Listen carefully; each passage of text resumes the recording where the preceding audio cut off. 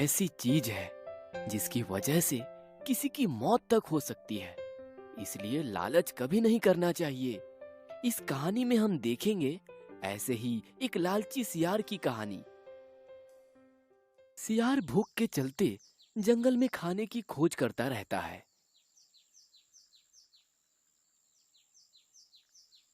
लेकिन खाना तो इतनी आसानी से मिलना मुश्किल है,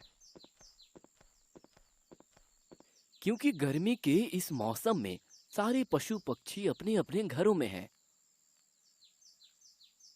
और इस तरफ एक शिकारी जंगल में शिकार की तलाश में घूम रहा था। वह भी सुबह से शिकार पर निकला था, पर अभी तक एक भी शिकार उसके हाथ नहीं लगा। आज ऐसे क्यों हो रहा है, समझ नहीं आ रहा। इस तरफ सियार भी घूमते घूमते थक गया था।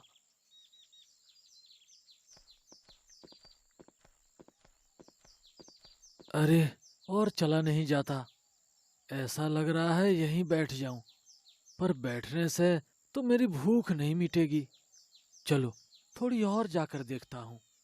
इस तरफ शिकारी कुछ दूर चलने के बाद देखता है कि एक सुअर उसकी तरफ चला आ रहा है।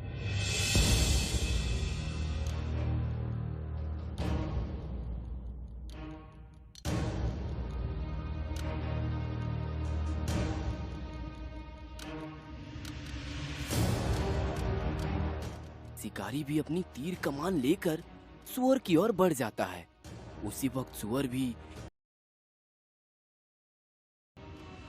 उसी वक्त सुअर पर तीर चलाता है,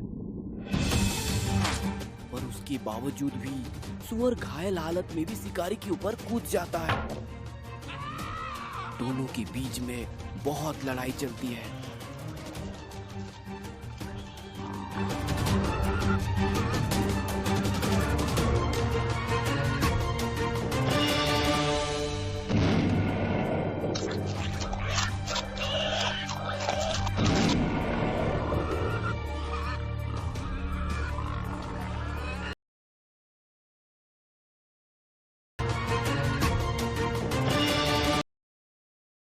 कुछ देर बाद सुअर के काटने से शिकारी बुरी तरह जख्मी होकर जमीन पर गिर जाता है और उसकी मौत हो जाती है।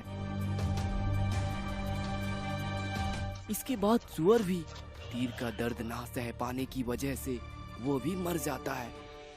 पूरी घटना एक आश्चर्यजनक स्थिति थी। इधर शिकार और शिकारी दोनों ही एक अदृश्य शिकार में परिवर्तित हो जाते हैं।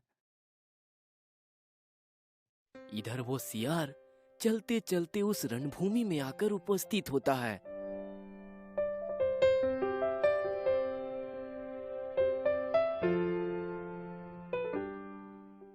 शिकार और शिकारी को वहां जमीन पर पड़ा देख सियार को अपने आंखों पर विश्वास नहीं हुआ,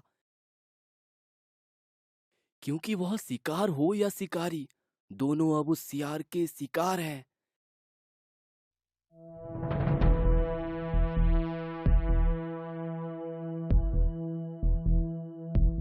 सियार सोचने लगा कि इससे पहले खाना शुरू करे, शिकारी या सुअर को,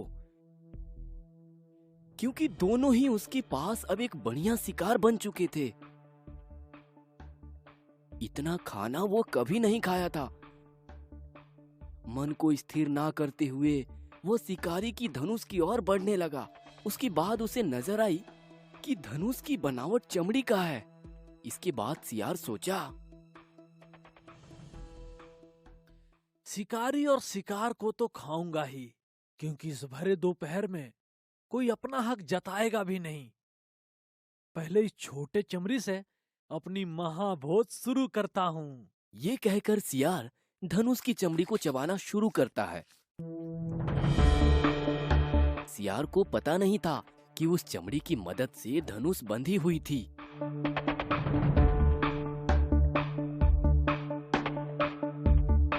कुछ देर बाद चमड़ी धनुष से टूटकर अलग हो जाती है और छिटक कर सियार के गले में फंस जाती है।